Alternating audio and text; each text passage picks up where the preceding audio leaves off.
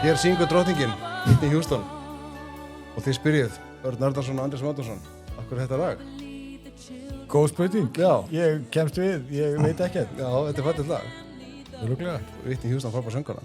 Álaust. Þetta er ekki besta útgáfan, sko. En fyrst þið spurðuð, en fyrst þið ætluðu að spurja, og þá getið sagt ykkur söguna. Hvað er á þér? Af hverju við byrjum á þessu lagi?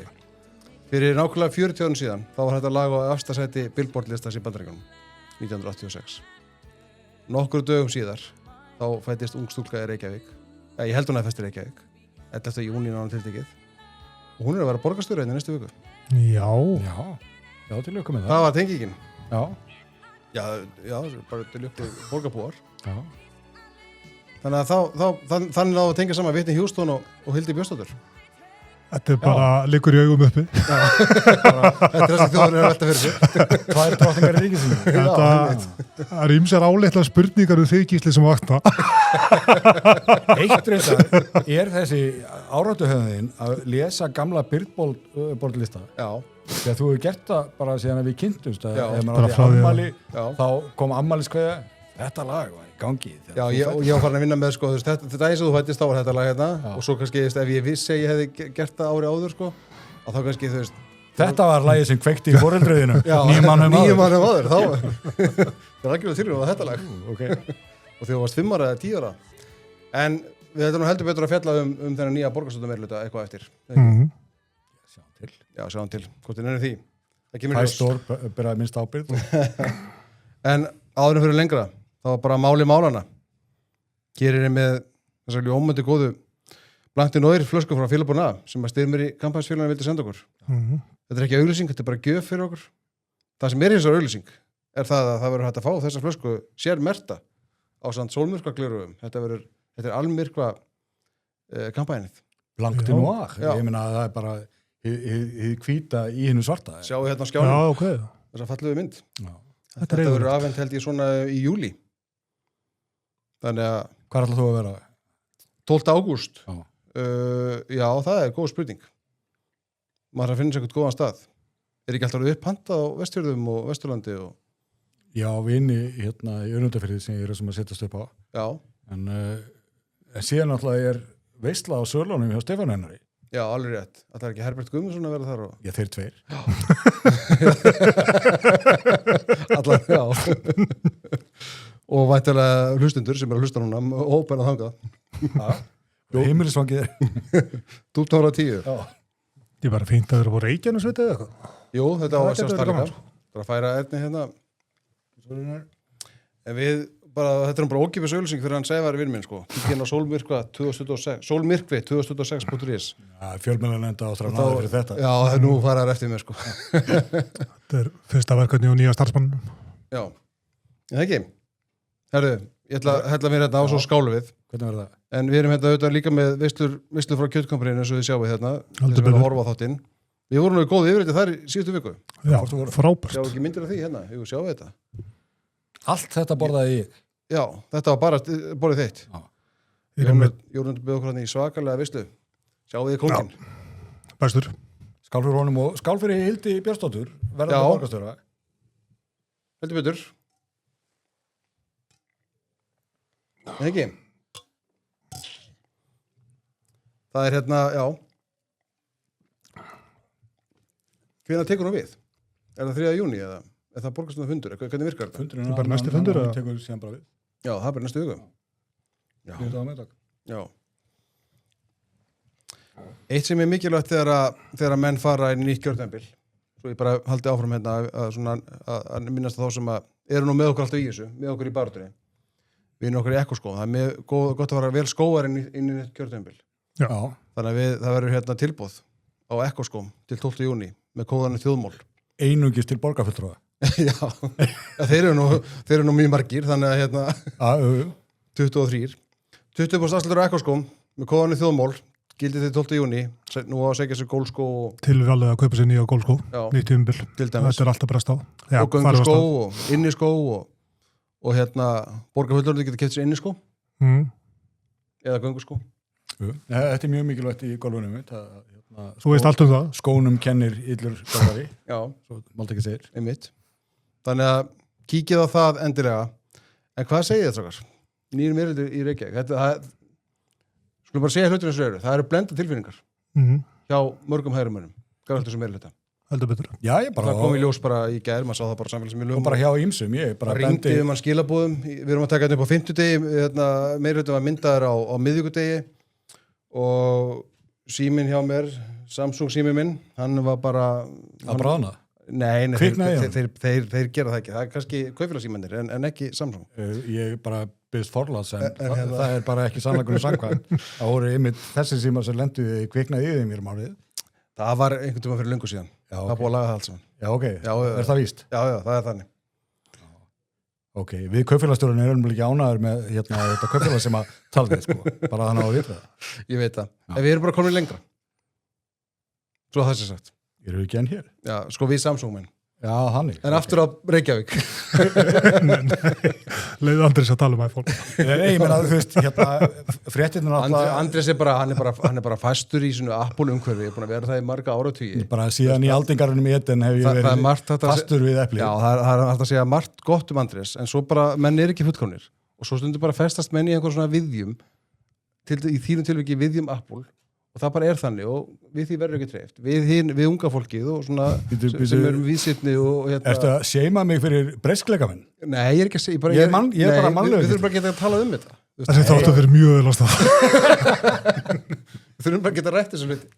Nei, en sko, varandi blendna tilfinningar í garð meirihlutamindunar að sko, við vorum með frábæra fyrirsögn í Morgunblaðinu morgun sem var eitthvað að þá leið borgarfulltrúar minnihlutans ósáttir. Og það kemur nú vallaninn og það er ekki verulega að þeir sem að er í minnihlutans djúpt á þessari fyrirsögn. Já, að þeir séu svona fyrst allavega ekki yfir sig hamingjusamir eða hvað. En sko það var boðað til blaðamannafundar í Viðey og gaman að fara þangað og allt þetta og það er þessi meirihluti kynntur. Og það var ekki alveg kannski jafn óvænt og ætla var vegna þess að veistu, þú komst nýr á Kajan bara kortir í fyrr sko, þá sástu hverju voru leiðin út í eyju það var ekki mjög flókið en hún gerði alveg grein fyrir því hvers vegna þessi tiltekni meirihluti hefði orðið fyrir valinu og eins og bara allir vita hún talaði við miðflokkinn eitthvað líka og talaði við þau öll en hún ætlaði sér að mynda meirihluta með svona borgaralegum flokkum hægra með við miðju og hún segir bara fullum fetum að til meirihluta myndunar að þá þurfi sko trúnað og traust og trú á að meirihlutin hann haldi, hann springi ekki í miðju vetfangi eins og hafi nú henda á kjörtímabilinu og bara að öllu virtu að þá hafi henni litist betur á það að vinna með Björgu og Einari að þýliti og sem er kannski skiljanlegt, ég meina hún bara einfallega þekki þau betur hún þekkir borgarfulltrúar Miðflokks ekki jafnvel, aðeins kynst Ara en einu trú ég lítið þannig að það réði einhverju greinlega og tölur hjá henni en svo getið bara líka lítið á samstarfssáttmálan sem þið undirrituð hann nú ekki nema bara 1 A4-blað og ekkert mjög erfitt að fara gegnum hann en það er bersynlegt á því að Hildur náði bara eiginlega öllu sínu fram og ég gáði í stefnuskránu og ég finn ekki neitt sem að sko skarast á við það. Það eru málatna sem að Framsókn fékk inn þennan 60.000 króna frístundstyrk handa tekjulágum á Eldri borgurum. Það má sjá í leikskólamálunum að Viðreisn fékk eitthvað sínu fram en það má eiginlega meira lesa það út úr orðalaginu í yfirlýsingunni heldur en í rauninni stefnunum vegna að þegar á skoða stefnuskrá Sjálfstæðisflokksins þá rýmar þetta alveg að hana líka og það er ekki til framörunum sem að gera það verkum að þetta hafi verið eitthvað erfitt. En hún nær þessu fram málefnin falla bara mjög til hennar.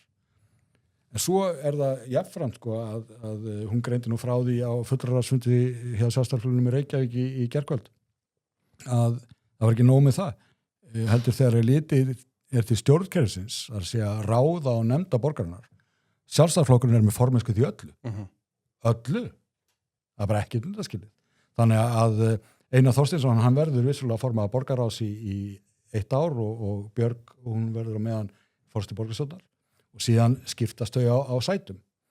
Og það nú allt og sumt, þannig að sko hvað bara dílin varðar að þá hún vann ekki bara kosningarnar, hún vann líka eftirleikin, þannig að ég held að sé mjög erfitt fyrir sjálfstæðismenn að kvarta undan því, svo verður að koma í ljós með þennan verkefnalista sem verður kynntur einmitt núna annan eða þriðja hvernig munum líst á það og síðan það náttúrulega stóra prófið, það hvað verður úr verki, vegna þess að hún hefur hamrað á því að það sé að verkum hennar sem hún verði dæmt og það allt gott og blessað. Hún getur haldið samstarfsmönnunum við efnið að þýleiti líka. En sko allt hitt, öll fróðan, dyggðaskreitingarnar og allt þetta sem við höfum þurft að venjast í borgarlandslæginu undanfarna áratug, það að baka burt. Já, það kannski það merkilegasta við þetta stutta plagg, samstarfssáttmálann, það ekki bara það hvað í honum stendur, það það sem ekki í honum. Það ekki eitthvað suðum að það sko megi ekki gera neitt í borginni á þess að það sé út af einhverju loftslagsmarkmiðum eða... Það ekkert fjallað líffræðilegan fjölbreytileika innan borgarmarkana Nei, sko öll þessi félagsverkfræði sem að samfylgin og hennar fylgifiskar hafi verið svo upptekinn af. Ja, meðal annars Viðreisn og Framsóknarreyndar í því. Og þau hafa sko tónað með. Allt þetta dót hefur til einskis verið en á sama tíma þá hafa borgaryfirvöld mörg undanfarin ár vanrækt það sem þau eiga verið að gera. En þegar þú segir þetta, til þess að geta verið að leika sér. Þú fullur að þetta sé bak og burt, ok, ég vona það, en sko ekki vandamálið, ekki staðrindin á þessi félagsverkfræði hefur á þessu langa valdatíma samfélkingarnar bara hreinlega tekið sér bólfestu í hinnu ofvaxna embættiskerfi í borginni og það þurfi að ráðast á það sko og þá að spurningin sko þetta og hafa við trúið að verði ráðast á það verði ráðast í að laga það er það sem ég að segja sko ég vil að Hildur fá og ná að njóta af avans og vonandi verður þetta gott einhverju myndi það geta litið þannig á að það kannski verið trúverðuðara að með svona vana rekstra menni og borðu Ara og Lárus Blöndal sem að að fara að ráðast í einhverja breytingar sko, raunverulega breytingar á sko fjármálunum og þessu dæmi en við vitum ekkert það og það alveg ótímabært að brjálast eins og margir hafa gert, myndi ég segja sko. En af hverju eru hægri menn að brjálast? Ég held að það sé nú bara Þú talaði ekki fyrir hund allar hægri manni, ég segja bara að maður sá samt að viðbrónum að ég held að sé rosalega mikið það bara það að Viðreisn sé þetta. Já. Það snúist ekki að Björgvandilega heldur bara að Viðreisn að sé að mynda stjórn með Viðreisn. Er það að Viðreisn sé þarna eða miðflokkurinn sé ekki þarna? Eða kannski sambland að ég veit ég held að snú svolítið að sko þeim finnist að það sé ekki verið að taka nægilega einhvern veginn krappa hægri beygju fyrir þeirra smekk sem að hefði óneitanlega orðið ef það hefði orðið að samstarfi Sjálfstæðisflokks og Miðflokks þá hefði Miðflokkurinn vantilega verið í því hlutverki að segja við Hildi, heyrðu, þú gengur ekki nógu langt hlauptu hraðar meðan að menn búast við því að Framsókn og Viðreisn verið frekar til þess að tempra eitthvað slíkt En sjáum til vegna þess að í fyrstu setningu þessa samstarfssáttmála þá vikið að því að þeir gera róttækar breytingar á stjórnkerfinu og reksturinu og svo framvegis og maður heyri það að það eigi að mynda sérstaklega framkvæmdahópa einmitt stjórnkerfisbreytingarnar. Gleymið því ekki að samfélkingin breyti stjórnkerfinu sko tvisvar bara verulegu leyti þannig að það bara alveg sjálfsagt að stokka upp í því. Sömulegis hvað reksturinn verðar að þar þarf náttúrulega bara þurfi einhverju sko fjármálafagir að koma inn og taka til. Það eru menn þarna, ég meina Róbert Róbertsson í Viðreisn vanur maður og hann á örugglega eftir að reynast vel í því. Hann samt kerfiskall sko, það vandamálið.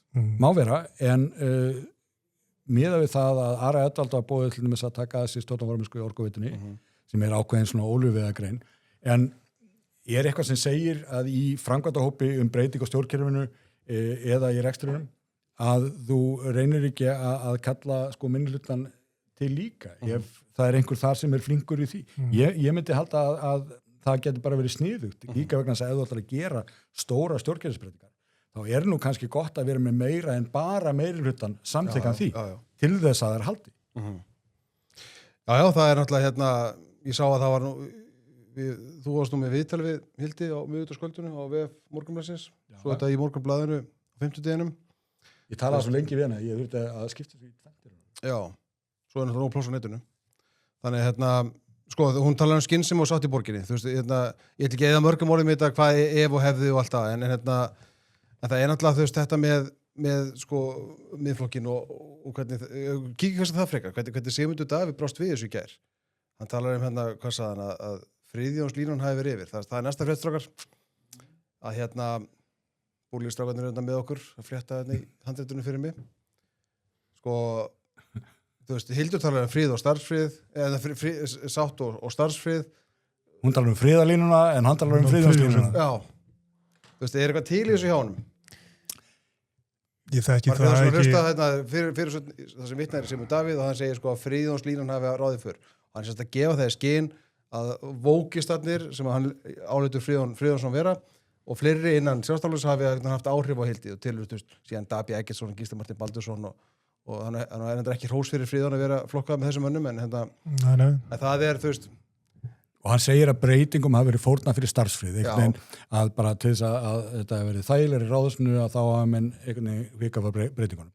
Sko, mér finnst þetta fyrir að fyrsta eilítið ósangjant þegar að nýr meirhluti hefur nú ekki einu sinni tekið til starfa. Skulum nú allavega gefa hann séns á að hrinda í sko framkvæmd þessum breytingum sem þið þó er að boða. En verður það einhver sérstakur starfsfriður? Ég meina miða við þær lýsingar sem að framkoma róttæka breytingar á stjórnkerfinu. Þá sýnist manni að það eigi nú bara að sópa svolítið duglega út. Og ég... Sem að þarf að gera. Já, og sko gleymið þið ekki, Hildur að hún er búin að vera þarna í 8 ári minnihluta. Haldið að sé einhverju þessum meirhluta sem að þekki það betur hvernig Dagur B. Eggertsson raðaði í kringum sig fólki þarna. Ráðhúsið er fullt af embættismönnum sem að eiga Dagur B. Eggertssoni alltaf þakka og eru ennþá með hann á hraðvali. Þannig að... Þetta er fólk sem að Einar og Björg voru að vinna með? Einar hefur kvartað undan þessu í míneru, sko. Já. Þannig að hann þekkir það nú líka. Ok, það er gott að heyra. Já, þetta er einhvern veginn, sko, þetta er bara, ástæðan fyrir fjallumöndi er bara svo að þetta kannski endurspegla einhverju leyti viðbröðin sem maður sá þegar þessi meirihluti var kynntur og menn einhvern veginn töluðu eins og það hefði bara verið sjálfgefið að sjálfstæðarflokkur og miðflokkur hefði farið í samstarf. Það getur verið alls konar skýringar á því. Ég held samt bara, það er enginn að stjórna Hildi, hún bara ákveður þetta sjálf, sko. Hún er fullbæran það og hún var, að hún vinnist á Harenga tilhauðnar, hún var bara mjög afgerandi fyrir kosninga með það hvernig hún vildi láta taka til í borgarkerfinu. Svo er nú líka bara, gleymum því ekki, í stjórnmálum, það er ekkert sem er sjálfgefið í því. Það er kjósendur gefa fyrirmæli og þau gefa fyrirmæli um það hvað skulle vera margir á tiltekinni gerð við stjórnmálinu eða ekki. Það þegar maður þurfa síðan að fara að semja, það er ekkert að lesa sérstaklega út í það að það hefur verið einhver krafa neðamálsgreina á kjörseðlunni á fólki. Ég vil að fara í samstarf með þessum með hinnum. Við höfum skoðanakannanir sem sýna fram á hvað fólk tilur að hafa verið skynsamlegast í því. Það er ýmist þessi hnígur í þessa átt að menn hefur kannski fremar átt að semja í miðflokk. Hún segir að það eru aðra ástæður fyrir því. En ég hef talað mikið við hana undan dögum og vikum. Hún var alveg mjög vel meðvituð það hvaða kosti Ari hefði og að það myndi auðvelda ýmsar breytingar meðal hans vegna að hann var kannski óhrættur að bara taka hitana því. Þú veist, honum var meira sama. Já, þá ætla eftir að koma í ljós ef og þegar menn fara í einhver alvöru breytingar á stjórnkjörinu, hvort að til dæmis Viðreisn sé tilbúið til að bera hitana því og þegar á að fara að rúta við eins og mannréttindanefnd og vonandi leggja hana bara niður. Já, en það er líka, bara fyrst að Friðjónslínan er nefnt hérna að kannski hún hafi valið Friðjónslínuna. Ég veit það nú ekki. Mér er nú ég líka talaði við Friðjón og var með hann í þætti á mér daginn og svona og mér fannst hann vera óráðnari en svo. En hugsanlega var hann að hafna bingalínunni. Svo við nefnum annan góðan vinn okkar. Björn Ingi Hafsson sem er aðstofamaður Sigmundar Davíðs. Hann var mikið inn í þessum borgarmálum var að í því að finna frambjóðendur á lista og svo framvegis og leggja línurnar. Sumir segja að honum hafi verið mislaðar hendur við að velja listan. Ég er nú ekkert sammála því. Hann átti í sjálfu sig kannski erfitt með að finna fólk á lista. Það er erfitt að finna fólk til að gefa sig fram og taka sér svona fórstu sæti. Og þarna er þetta að fylla 46 sæti þakkaði fyrir. Þannig að mér fannst það bara verða allt í lagi úr því, en síðan má alveg deila taktíkina. Að mér er nú málið skilt að því að Kjartan bróðir með Magnússon var borgarfulltrúi og ennþá reyndar á nokkra dag eftir sem borgarfulltrúi sem var kjörinn inn fyrir Sjálfstæðisflokkinn en saði þessu úr lögum með hann og fér síðan á lista hjá Miðflokknum og það eru fleiri, Helgi Jás, Gretarsson og Marta Guðjónsdóttir. Ég get vel skilið að inn í borgarstjórnarflokki Sjálfstæðisflokksins hafi verið einhver gremja yfir því liðhlaupi eða þeim vinslitum eða hvaða var sem gerðist þar. Ég þekki það bara ekki nógu vel. En að það hafi truflað eitthvað. Sömuleiðis þegar að Björn Ingi kemur í viðtal sko eftir kosningar og með svolítið derring. Ég skal ekki segja, kannski Sjálfstæðismennirnir hafi kosið að taka einhvern veginn alvarlega heldur en þau þurftu. Bara þegar að henda þið en alveg eins held ég að það sem að Sigmundur Davíð var að segja að hér var eitthvað stórkostlið samsæri í gangi og Sjálfstæðisflokkurinn var að hafna Miðflokknum og allt þetta sem að menn hafa verið að tala sko, það byggist á veikri forsendu þess að inn í Valhöll siti í Guðrún Hafsteinsdóttir og plotti út allt land og bara þeir sem hafa hitt Guðrúnu sko, einu sinni vita að hún bara ekki þannig stjórnmálamaður. Sorry. Svo sko, ég skil að vissuleiti pyrring einhverja hægri manna gáðast þessu öllu saman og bara bæði í gær og kannski svolítið aðdragandanum. Þegar að fólk svo ég nefni einhverja Sóley Tómasdóttir, Illugi Jökulsson, fleiri svona fyrir hópi það sem þeim hópi sem oft kallaða góða fólkið sko, var að skrifa gegn því að Sjálfstæðisflokkurinn og Miðflokkurinn færu í samstarf saman, að Sjálfstæðisflokkurinn gæti ekki leitt Miðflokkinn til valda og svo framvegis, það eru bara kjósendur sem leiða flokkinn til valda reyndar, Miðflokkurinn fékk 3 fulltrúa. Allt þetta fólk mun aldrei kjósa Sjálfstæðisflokkinn sko. Nei. Og vill honum ekki vel. Og er ekki ráðleikjum heilt sko. Þannig að þegar það ég held að menn séu samt að oftúlka það hversu mikið og hvort og það hversu mikið Hildur lét að hafa áhrif á sig. Ég held að það hafi ekki neina áhrif á hana. Það er að segja, ég held að það að þó einhver Sóley Tómasdóttir eða Illugi eða einhver fleiri nöfn gæti nefnt, hafi skrifað einhverja svona pistla á Facebook eða eitthvað, það verður ekki til þess að Hildur hugsi hérna ég get ekki með Miðflokknum sko. Nei, en það er ekki að vera heilsa minni velabúin eftir það sko. Þetta virkar ekki þannig sko. En það er samt sem að full ástæða til að hugsa aðeins þetta. Vegna að Hildur lendi náttúrulega í því sjálf fyrir 4 árum að hún var beitt útilokun að þessari tagi. Það er bara að við getum ekki unni með þessu nýfrálsöku fólki eða hvað það var sem að þeim þótti þá einhvern veginn ábjátaði Sjálfstæðisflokknum. Sjálfstæðisflokkurinn er sko óbreyttur á þýliti en núna er allt í hennu bara besti flokkur í heimi, bara vildum óska þess að við getum unni með þeim og já, hann er ekki óbreyttur, Marta og Helgi og Kjartan eru farin. Já, en þú veist, ég held að það sé, sko, hvað er það kallað? Bitamunur ekki fjár. Bitamunur ekki fjár. Já, að þarna, þetta var taktík klækjastjórnmálamannsins Dags B. Eggertssonar sem hann notaði til þess að gera eitthvað það óhjákvæmlegt, hann yrði áfram aðal, alveg sama hvað kjósendur höfðu sagt. Af því að kjósendur, þeir bara flúðu samfylkinguna með hverjum kosningum, en að alltaf hélt hann áfram að vera borgarstjóri. Þannig að Hildur fann alveg fyrir þessu hvernig að henni var bara skákandi hlýðar og maður minna á einmitt að Viðreisn tók þátt í þeim ljóta leik. En þetta er ljótur leikur gagnvart lýðræðinu vegna þess að þá er verið að gefa til kynneignin að einhverjar skoðanir séu svo handan alls og ég meina, koman, já, miðhægri flokkins og Sjálfstæðisflokknum, bara út í bláin að tala svona. En leiði verið að gera lítið úr atkvæðum kjósendar, að segja ykkar atkvæði er ómark, ykkar skoðun er ómark. Ég held með við það að ég held að pyrringurinn hlýtur að skýrast að einhverju leiti að því að sem sagt, við erum þetta með ríkisstjórn sem er algjörlega búin að missa stjórn á stöðunni, fjármálunum og ekki bara það, hún bara að missa kúlið. Hún missa kúlið, já, hún hafði svo mikið kúl í byrjun. Og sem sagt og það er verið að teyma okkur í þessa stórundalögu ferð Þorgeira Katrínar í ágúst og ég held að mikið til að kjósendur Sjálfstæðisflokksins sé búin að fá upp í koka þessu og finnist mjög leitt að niðurstaða kosningana sé á þá leið hérna í Reykjavík að það sé verið að verðlauna Viðreisn. Ég held að margir hljóta lítið á þannig sko. Það svona hafi mest með þetta að gera sko. Svo eru þarna náttúrulega líka einhver svona sérstök fánamál eins og borgarlínan. Þar sem og Hildur að nú orðaði sjálfi í viðtalvími sko að það er bara margt fólk sem að upplifi það að hér eður við líði öfgastefna í skipulagsmálum, mörg undanfarin ár. Ég ég held að getur bara margir tekið undir það og ekki bara kjóstu Sjálfstæðisflokks og Miðflokks. Sést kannski best á því að jafnvel verið sko kvittar undir að það þurfi nú að endurskoða eitthvað af þessu. En hún setur, Hildur, hún setti fram og sagði sko að ráðið við því ekki endilega, það ekki sjálfgefið að þú keyrir þá bara í staðin verið hart í stjóra móti að þú einmitt þurfir að reyna að finna einhverja millilið sem flestir borgarbúar geta fælt sig við og leysi sem best þau vandamál sem við blasa. Ekki bara það að taka fullum krafti þátt í menningarstreiðinu mikla til þess að skauta samfélagið enn frekar. Það sé einmitt það sem að hafi ábjótað undanfarin ár og kannski þessi komið tími til þess að rétta það. Var ekki að lesa í Mogganum í morgun að útboðið á biðskílunum fyrir borgarlinnuna sé hafið. Sko, þú last það rétt og það besta við það það að það kemur fram í lýsingunni að það eru brautarballar. Ég ekki að grínast.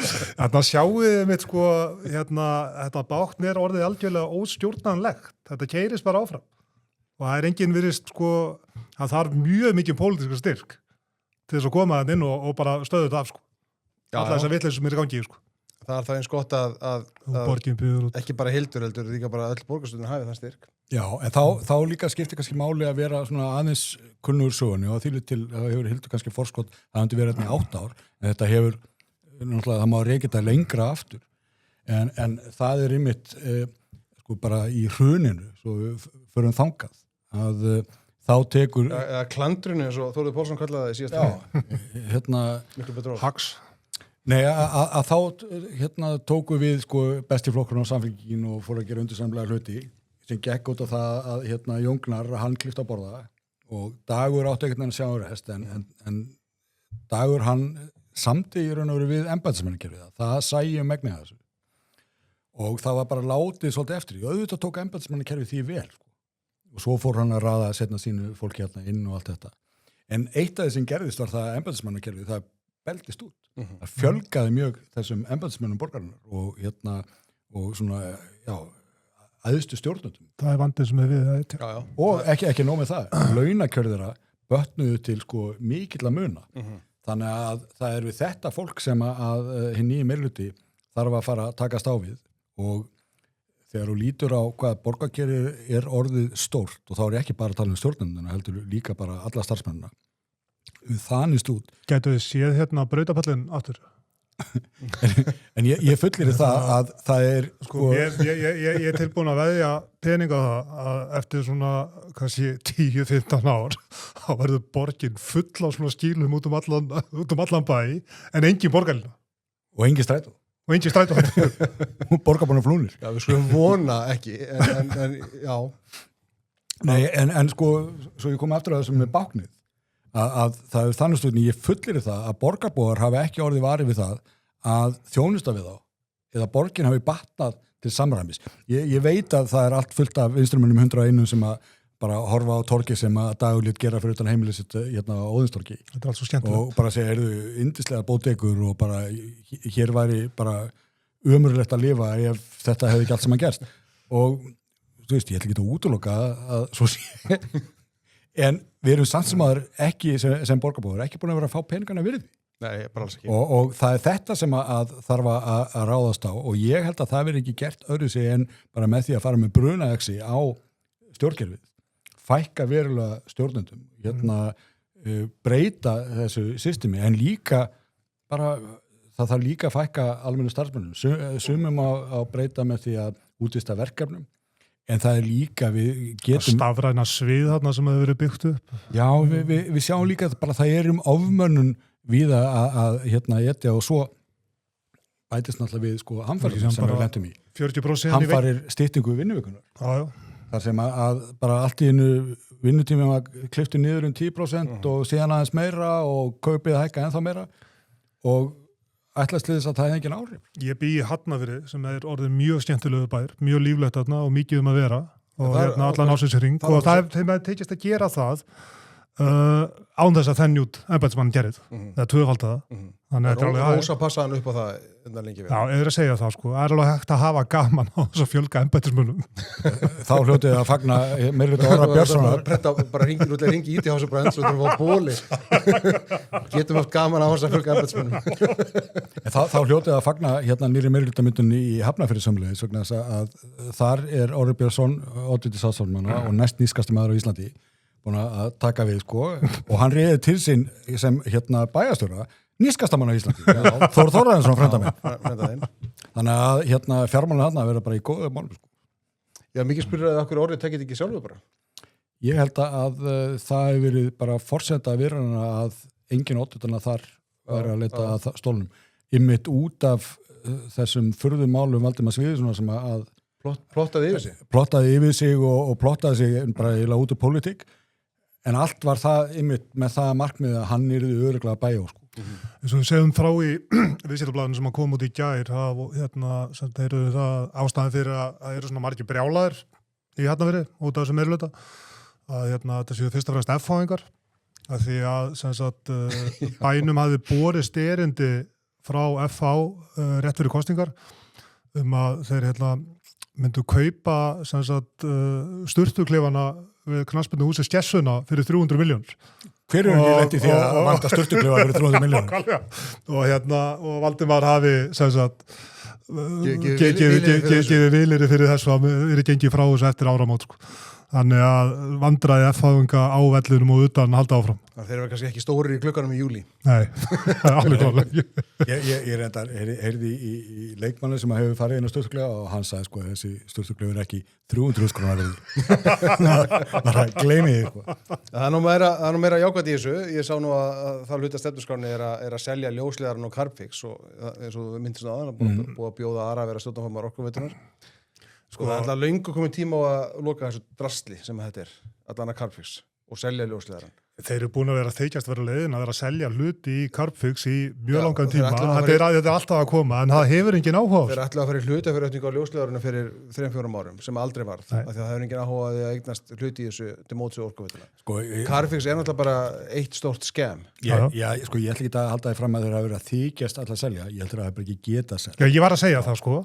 En var að þykjast að þetta væri að fara dett í hús. Já, hluta því var þessi enginlega íslenska veiki að ímynda sér það að við erum með eitthvað hérna stórkostlegt í gangi, sko, og fáum einhverja útlendingar sem meta það og svo seljum við 49%. Þannig að við höfum örgla stjórn og þeir komum með alveg hauga peningum fyrir 49%. Sko, hvaða erlenda fyrirtæki sem er þannig vaxið hefur áhuga á því að henda peningum til Grænlands fyrir eitthvað sem þeir síðan ráði ekki. Eða Grænlands eða Íslands eða hvað þetta heitir vegna þess að þeir vita ekki með það, sko.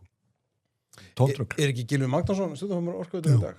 Þannig að það er fínt að hafa sætaskipti þar, hver sem tekur því. Þannig að vonandi ná menna, eins og segi, bara loka þessu Carbfix-drasli sem fyrst. Þetta er alltaf bara hobby áhugamál, sko, starfsmanna Orkuveitunar. Þetta verkefni var upp að þetta enda. Smá útúr þessu öllu saman. Ég rakst á ummæli sem að Alexandra Brím fráfarandi borgarfulltrúi þá lét falla eftir kosningar núna undir lok kjörtímabilsins.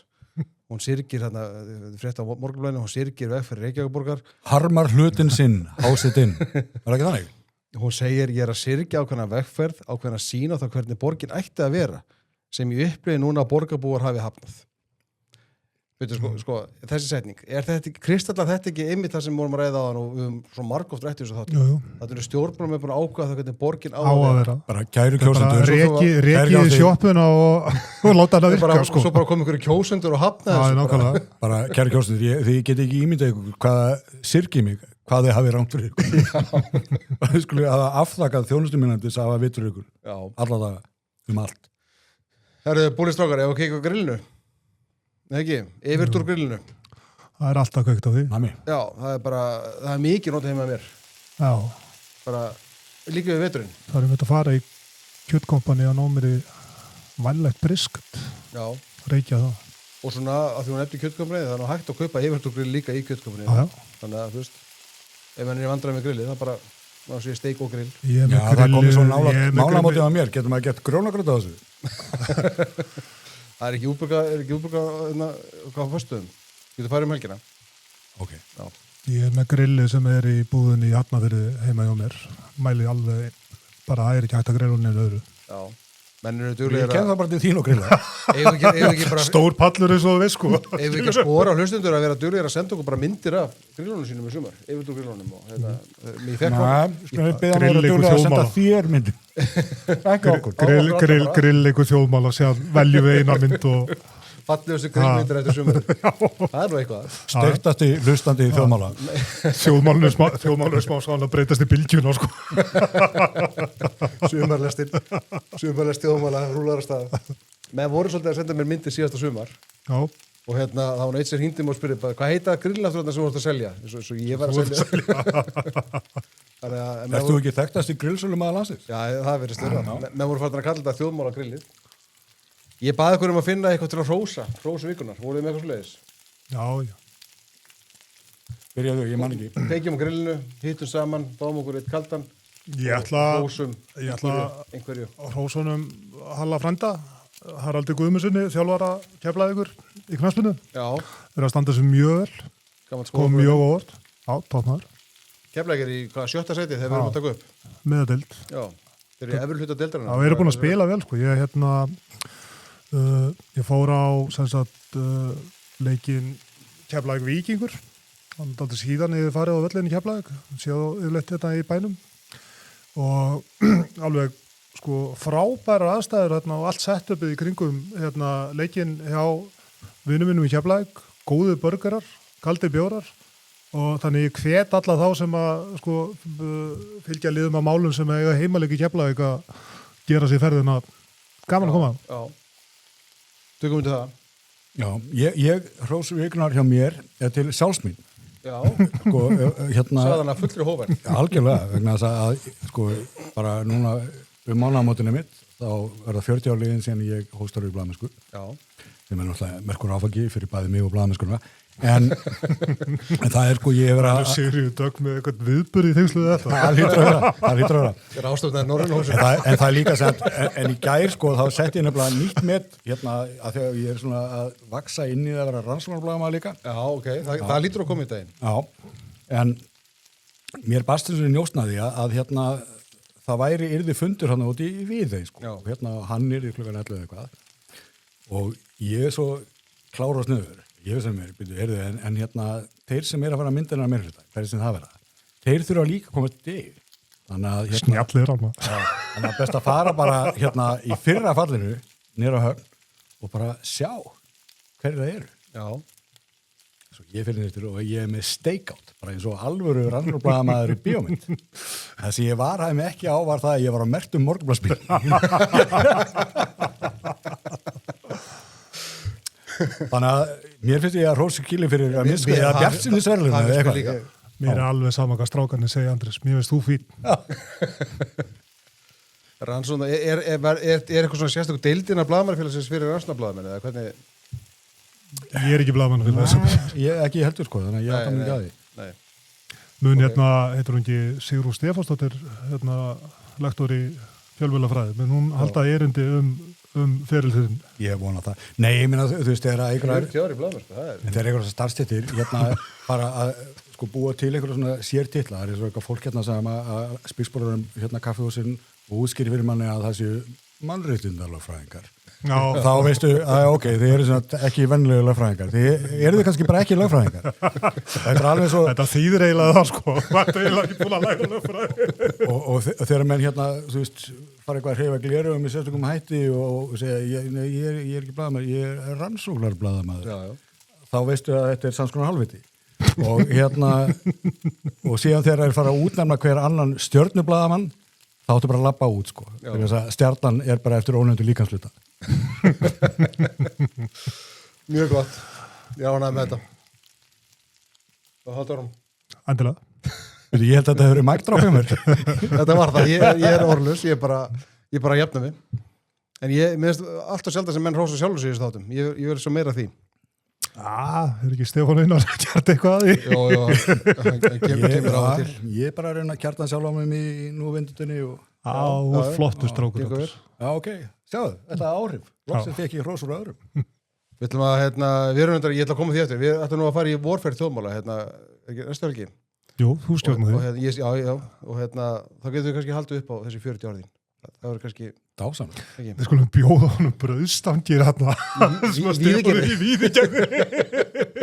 Þú veist ekki að borga fyrir brauðstangir í þetta sinn. Ég hlakka mikið til. Erðu, á meðan við erum að taka upp, þá er vantarlega fer fram atkvæðagreiðsla í þinginu ekki fyrirhuga þjóðaratkvæðagreiðslu ESB. Strákar, hvernig er stuðullinn á Epic? Við erum búin að fjalla þessum hann. Epic bet var með stuðull á það hvernig Íslendingar myndu kjósa í þessari atkvæðagreiðslu. Það er nú heldur betur breyst. Stuðullinn hefur hækkað á jáið, komin upp í 2,5, en lækkað töluvert á neygið, komin í 1,6. Sem þýðir það að vantarlega umræðan er að þróast í það átt að fleiri hallist að neyginu. Það eru 3 mánuðir eftir enn, sko. Já, bara, við óttum ekki kampaðinni fyrir það við hæfi. En það er samt þannig að stuðullinn byrjaði í 2,2 komin í 1,6.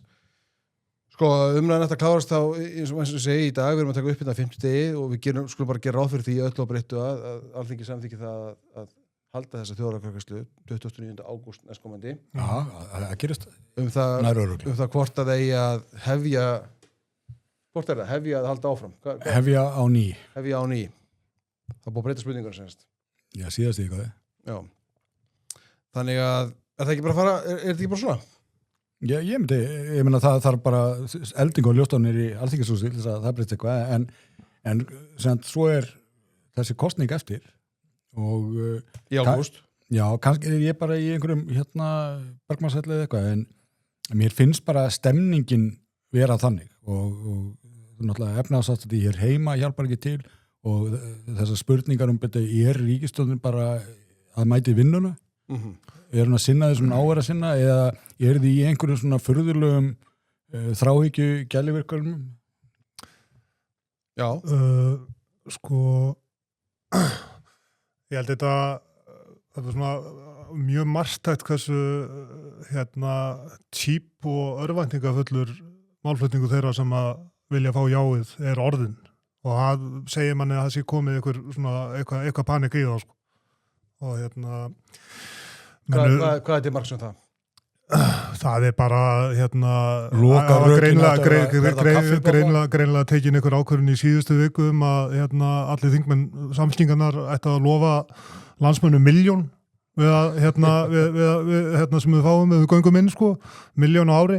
Bara einhver della og Pál Bartosek var að lofa því að verðið á Serrano myndi lækka 25% við göngum inn. Nei, Saffron, hvað er aðeins? Saffron. Já, við erum með klippa á því og að spila hannastrakar. Þetta er óborgarlega klippa, sko.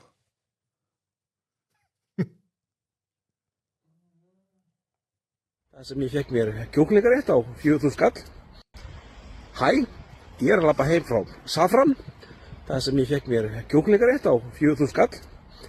Ef við værum aðra svolítinu, þá myndi matarverð lækka 25%. Það gerist þegar svíðan gengur inn. Þannig að þessi réttur væri þá á 3.000 skall. Og langar ekki alla í auka 1.000 skall. Þið eru ekki 1.000 skall. Já, ákvæðlega, sko. Bara náttúrulega $1. Sko, er þetta, hvað er að kalla þetta? Er þetta populism, er þetta upplýsingaóreiða, er þetta falsfréttir, þú veist, hvað orð er til yfir þetta? Þetta er bara rugl. Þetta stríðinni? Nei, þetta er hvorki fyndið, þetta er bara rugl. Og þetta eru, sko, bara fyrir fólk sem er að, kannski þess að fái, sem eru mögulega að kaupa þessu rugl. Hvernig ætlar að lækka verðið á Saffran ef það eru veitingastæðum 25%? Nú, eins og ríkisstjórnin, bara með verðstýringu. Já. Nei, ég meina, þú getur að með því að lækka laun, vissulega. Þú getur líka, sko, sleppt þessu Evrópubull og bara lækka dollar, sko. Já, svo er það. Sem að þá þurfum við ekki að vera... Þó að hráöfnin myndir lækka. Já, launin og það allt, já. Þetta er launin og leigan á húsnæðin og allt þetta. Þú veist, það kostar eitthvað að reka veitingastæð, sko, þó að Pavel haldið annað. Þetta er þetta er rosalega billig og ef þetta sé virkilega það besta sem þið geti gert, þá ég ekki mikla vona á því að þjóðin segi já.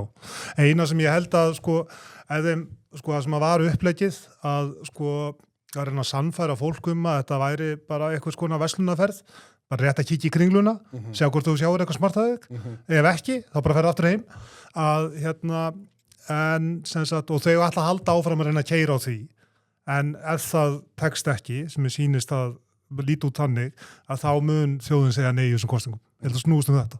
En svo sjáum við nú, talandi hófærð og þú varst nú hrósa sjálfur en áðan, sko. Já, viltu gera það aftur?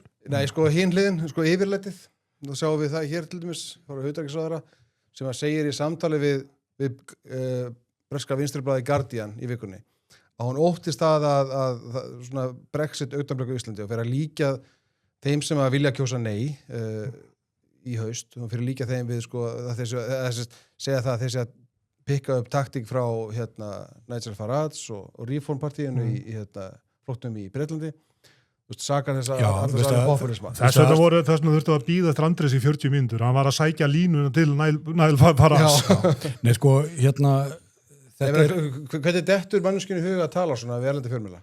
Sko, ég veit ekki hvort að þetta hugsað sem einhver hræðsluorður eða hvað, en þetta fyrst og fremst þetta upplýsinga óreiða. Það bara að vera að þyrla einhverju upp. Alveg svo, ég gerðist daginn þegar að menn fór að ræða einhverja viðreisna botta sem að gengur ljósum logum á félagsmiðlum og voru að mæra Þorgerði og í Hástert og síðan var að tala... Eitt bottið sagði, ég trúi Þorgerði betra prestunum minn. Eftir að tala Brussel-bótana? Já, þetta var allt saman mjög samfærandi, en sko viðbrögð viðreisnar sem að harneitaði sjálfsögðu að hafa komið nálægt þessu. Og ég get alveg trúa því, þú veist, að þetta séu bara einhverjir vitleysingar sem að vill svo til að eru sammálaða með eitthvað sem að standa að þessu.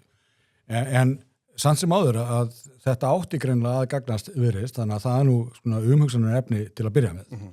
En svo bara sko liði ekki 2 mínútur og þá var framkvæmdastjóri Viðreisnar farin að útskýra að hún getur nú bara sem best trúa því að þetta væri bara svona false flag operation, sko. Að væru sennilegast þeir sem verður á móti Evrópusamtinu sem að væri að standa þessu til að koma óorða Viðreisn. Með fullri virðingu, ég held að hafa nú ekki margir trúað þessari kenningu. En þetta bara frábært dæmi upplýsingaorðið og það kemur allt einhvern veginn frá sama stað. Og þetta sama Viðreisn og var að útskýra fyrir okkur á blaðamannafundi þegar að var efna til þess að þau miklar áhyggjur af því að það einhver svona erlend öfl sem reynda að hafa áhrif á kosningunum. Þorgerður hvernig segir það reynda líka þessu vitali. Já, en þetta sama sko ríkisstjórn og Evrópusambandið sjálft segist alltaf að vera í samvinnu við það að upplýsa almenning kostið þess að ganga í Evrópusambandið fyrir þessar kosningar. Sko, hér eitthvað rugl í gangi sem að þarf að gera eitthvað í. En það ekki góð erlend öfl? Jú, væntanlega. Svo til slæm erlendu. Já, sjálfsagt. Er þetta flokkað þannig eða? Já, eitthvað það, en það bara allt sem að ríkisstjórnin að væflast í þessu einhvern veginn svo einkennilegt og skjön. Því að það nú orðið ljóst, þú veist, það eru 3 flokkar í ríkisstjórninni og það Viðreisn sem að stendur að baki þessari tillögu. Samfylkingin meira efins, en nú að miskusti allavega ekki alveg sama stað og síðan ertu með flokk fólksins, ef hann skildi nú lifa sem segist á móti inngöngu en samt sem áður hlindur að vera kosið og bara gjarnan kíkja í bakkan eða eitthvað. En þegar að það gengi eftir í byttu hvað á að spyrja, þá munið að Þorgerður Katrín sagði okkur að það verður bara engin spurning betri en þessi sem hún vildi spurt og engin svör betri en þau sem hún vildi að vera þetta að krossa við. Svo kemst stjórnskipunar og eftirlitsnefnd að annarri niðurstöðu og landskjörstjórn kemst að annarri niðurstöðu og FNR-nefndin og allt þetta. Þannig að því breytt. En eitt af því sem að FNR-nefndin og landskjörstjórn voru að leggja mest upp úr var það að það yrði algjörlega ljóst sem sagt að kjósendur, þeir gett farin í kjörklefann og ef þeir var búin að svona upplýsa sjálf að segja eitthvað, þá getur þeir tekið ákvörðun og þeir getur verið vissur það hvað gerðist, hvaða áhrif atkvæði þeirra hefði. Að já leiddi til þessa og nei leiddi til hins. Það átti að laga þetta eitthvað með því að breyta spurningunum og svörunum. En stígur þá ekki Kristrún Frostadóttir, forsætisráðherra, inn í og útskýrir það að sko bara fólk eigi ekki að láta sig dreyma það að hún myndi nokkuð tíman leggja lélegan aðildarsamning fyrir þjóðina. Það að segja, þetta ekki lengur eins og áður sagt að þetta væri bara 2 skref, eða 2 þrep. Það sem að þjóðin hefði fyrsta og síðasta orðið. Nei, þá allt í einu komið þriðja skrefið þarna inn á milli. Það sem að Kristrún ætlar svona að meta það bara einum með sjálfur sér vantarlega. Hvort að henni lítið svo að þjóðin fái að eiga síðast orðið. Þannig að sko, já hefur ekki augljósar afleiðingar, eða hvað? Og neyið, það búið að þráspyrja bæði Kristrúnu og Þorgeiri og fleiri það, fólk skildi nú segja nei. Verður þá þessi aðildarumsókn, verður hún dregin tilbaka formlega fyrir fullt og fast eins og var ekki gert síðast að þeir virðist eða ætlið að gera það sama á síðast að bara setja hann á ís og bara láta hann bíða betri tíma og annar ríkisstjórnar eða einhvers. Þannig að kjósendur í sumar þeir geta hvorki vitað hvað já þýðir né hvað nei þýðir og til hvers þessi ruglæfing þá? Já, það bara... Annar máli í þessu sko, nú þetta komið þannig að við erum að halda viðræðunum sem að hafa legið niðri áfram á þeim forsendum. Á viðræðunum sem að Jóhannestjórnin stofnaði til.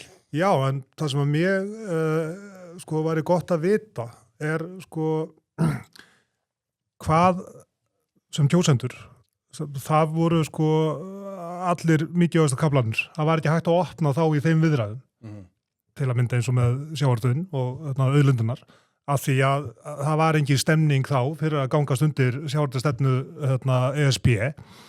Byrju, hvaða forsendur varðandi það hefur breyst síðan þá? Eitthvað annað en að það hefur verið sagt til Þorgeiri eða Kristrúnu í einhverjum koktelbúðum í Brussel að það væri kannski hægt að fiffa eitthvað með þetta. Já.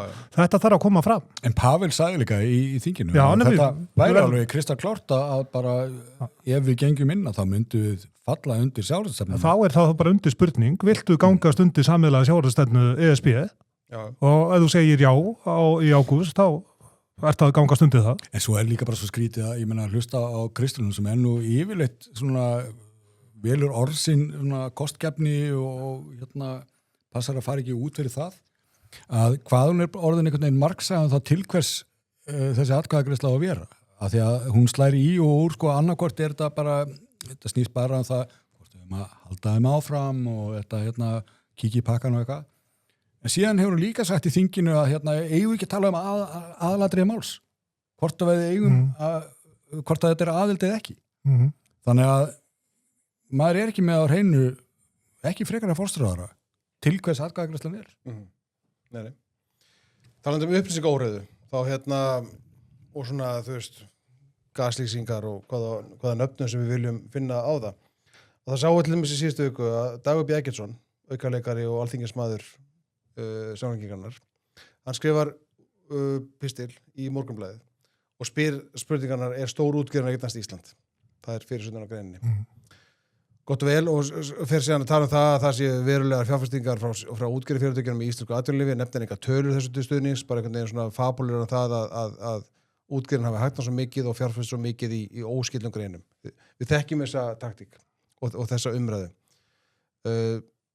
Einum með 2 dögum eftir þessi grein birtist þá kemur fram skýrsla sem að Hagfræðistofnun skilar til Alþingis að beiðni dags reyndar hann að passa það að þessi skýrsla færi beint upp á RÚV þar sem fjallaði um það og í þessari úttekt Hagfræðistofnunar kemur fram að vissulega hefur útgerðin hún á eignir í öðrum félögum upp á 400 milljarða reyndar að langmestu leyti í greinum tengdum sjávarútvegi, vinnslum, sölufyrirtækjum og svo framvegis en hefur vissulega fjárfest fyrir tæpa 130 milljarða í óskildum rekstri eins og að kallast sem nú kannski 10% eignum útgerðarinnar í heild sinni og bara hverfandi hlutið af heildaregnum viðsýta hagkerfisins. Það er sára lítið hluti af hagkerfinu. En bara þú veist, tæma á þetta. Nei, bara til að svara spurningunni, stórútgerðin eignast Ísland, svarið þetta nei.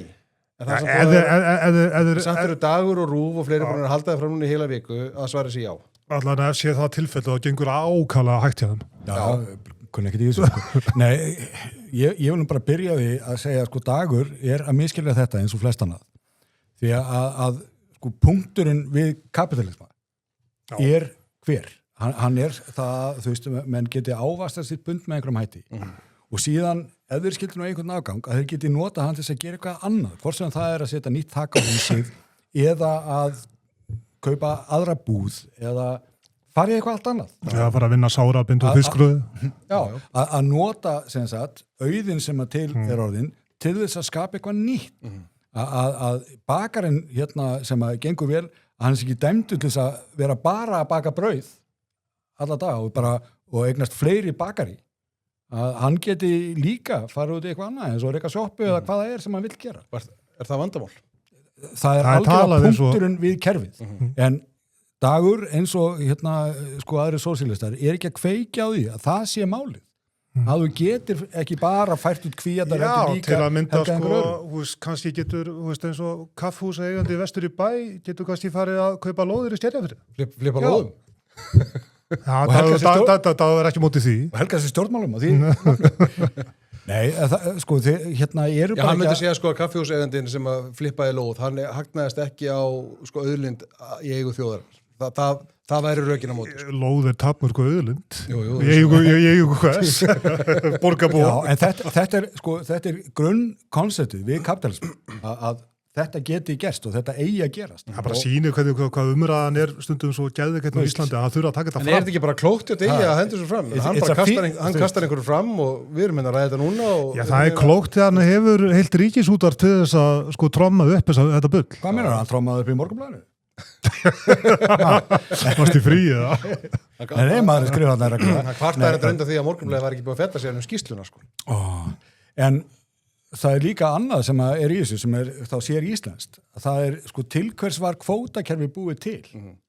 Það var búið til nákvæmlega til þess að það væri hægt að taka peningugreini og koma fólki úr henni sem að hérna, ekki ætti að vera þar og halda einum eftir og þeim geti orðið eitthvað úr auðnum.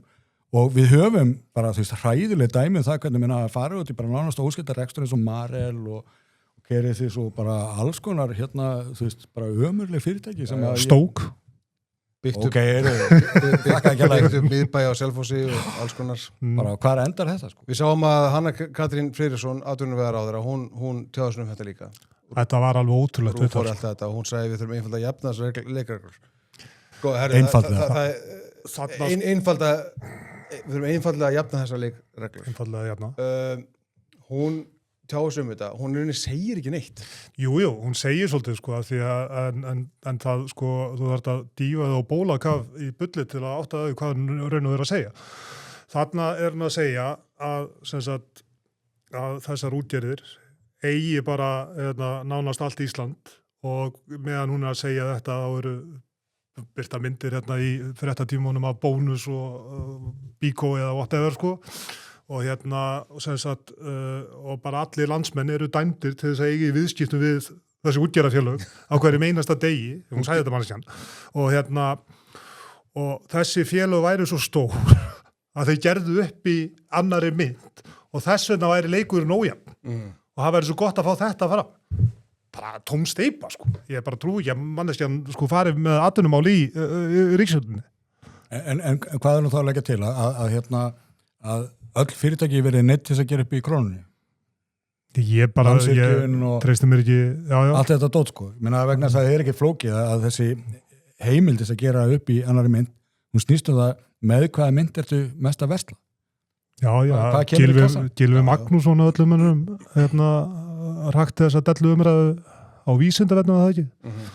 Þannig að Þetta er önnum andra sem hefur notu og ástæð fyrir fjöllum til hér bara til að hlustundur áttis á því að það er alls konar svona bull upplýsingar í gangi sem þarf að leira þetta. Það eru ráðherrar ríkisstjórnar sem er að standa fyrir upplýsingar. Já, ráðherrar og ríkisfjölmiðlinn og þingmenn og fleiri sem að standa á svona rugli. Já, sko það var Eltastu mig. Fyrir 2 árum sko var Kveikur með stjarnfræðilega vitleysa úttekt á hvernig stóru fyrirtækinu væri öll að taka upp annan gjaldmiðil, búin aðeins fyrir löngu sko og þetta var bara svo idiotíst og heimskulegt að hálfa væri nóg og bara rétt að minna á það sko að sko alþjóðlegir reiknistaðlar segja þér að þú átt að gera upp í þeirri mynd sem að tekjurnar hefur þeirra megin tekjur af. Já. Bara eins og Landsvirkjun gerir upp í dollar og algjörlega. Sjávarútvegsfyrirtæki flest í evru, selja evru eða dollar. Ísfélagi gerir upp í dollar. Já, þannig að En svo, ég veit Gylfi Magnússon gerir upp í kúbörskum pesóðum. Við frálsíkjumenn erum þetta mjög hlindið því bara menn getur gert það sem vilja. Andri gerir upp í prúsneska marskinu. En sko, já, ég finna, hún talar fágætismarkað. Fágætismarkað í Íslandi?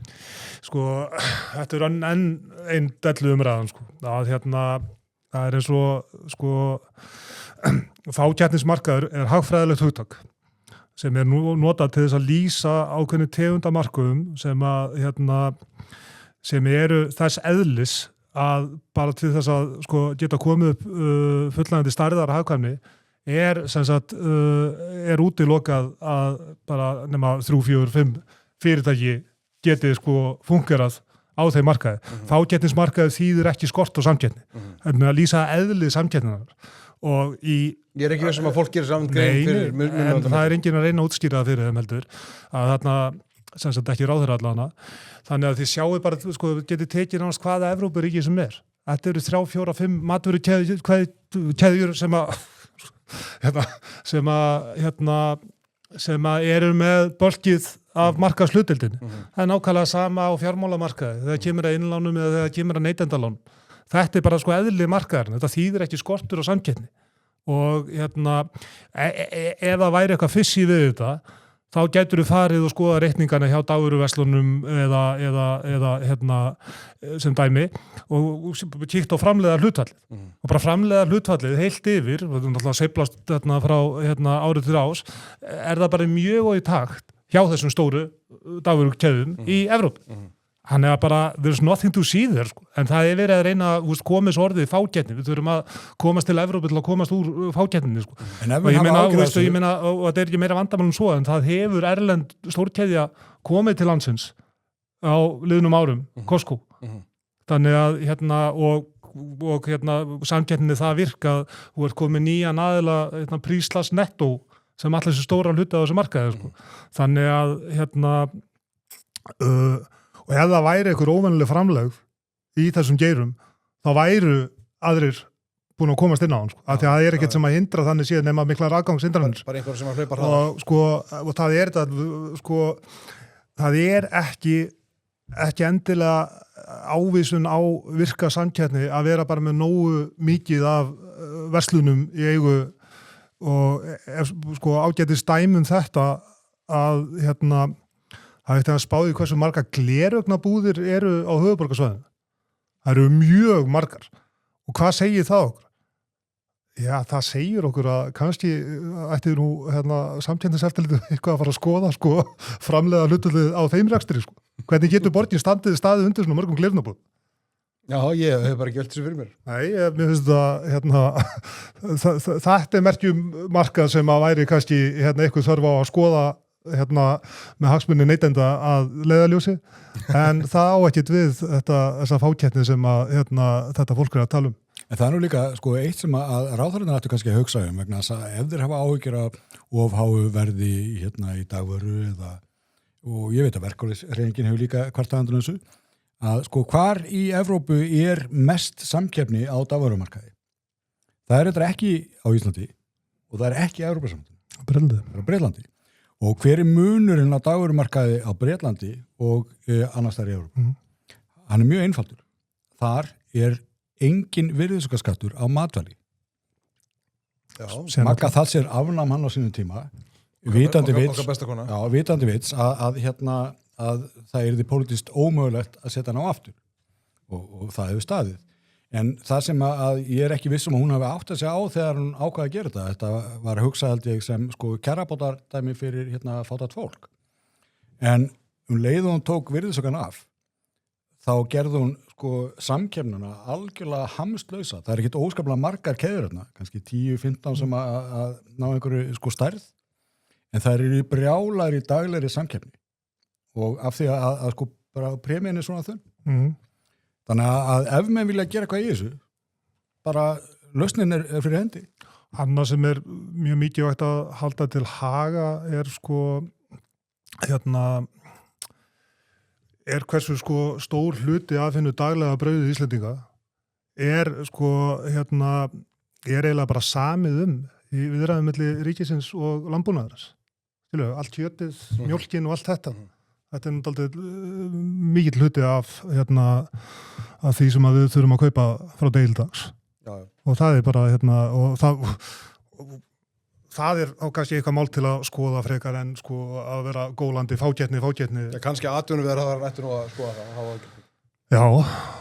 Rétt af þessu nótum, við sáum að, eins og segir, við erum að taka þér upp á 50 degi. Í borgum byrtust nýjar verðbólgutölur. Við sjáum að verðbólgan er að, eins og viðskiptablaðið segir, mjakast úr 5,2% í 5,1%. Það er að segja 12 mánaða verðbólga. Þú gerðist ekkert við dæluna? Nei, það var ekki verið að, það heldur henni í vantarlegi skefjum. Já, hækkaði.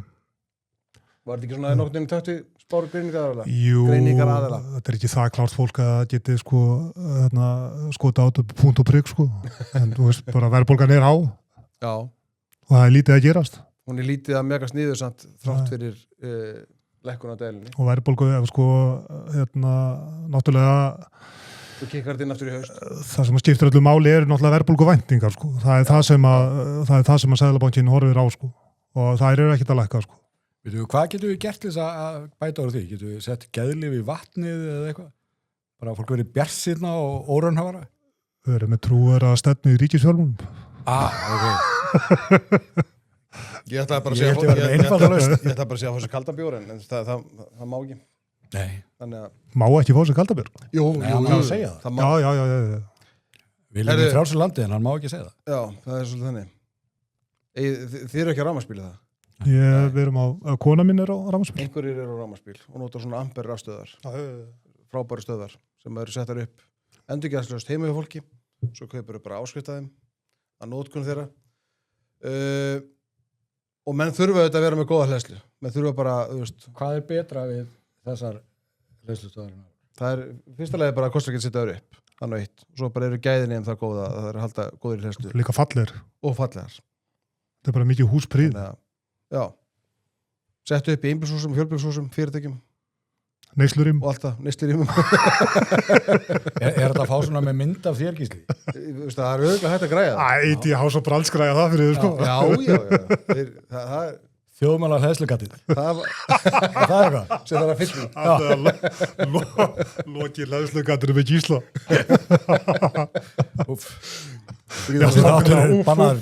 Herðu, eitt sem að þarf að góðri hleðslu að halda þessa dagana og vantarlega eitthvað inn í sumarið, það er Bogi Nils Bogason, fóstur Æslandir. Hann þarf að vera vel hlaðinn fyrir því átök sem að hann er að standa í. Já, hann er alveg magnaður þessi Jón Þór, sko. Hann er góður að leið með að setja annað flugfélagið sitt á hausinn á stuttum tíma. Jón Þór Þorvaldsson, formaður félags íslenskra atvinnuflugmanna. Það var það vísi hann. Já. Svo við sjáum þessa, ég var kallað þetta kjaradeilu, þú veist, milli flugmanna Æslandir og við flugfélagið. Sko síðast þegar flugmenn fór í verkfall, sem var held í sumarið 2014 einmarið, það setti Alþingi lög á þá. Og þeir fóru í verkfalli mitt sumar og það var sett lög, ég held að það veri bara 15. eða 16. júní, ég mann rétt. Og og það bara, og núna eru þeir í, óformlegum verkfallsaðgerðum.